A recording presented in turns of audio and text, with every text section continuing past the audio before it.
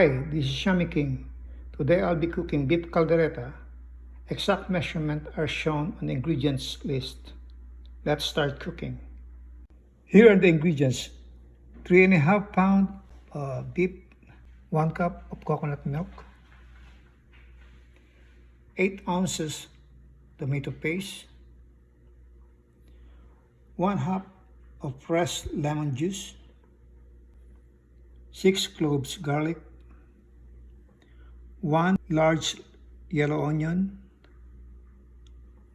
1 large red bell pepper, 8 ml soy sauce, 1 large potato,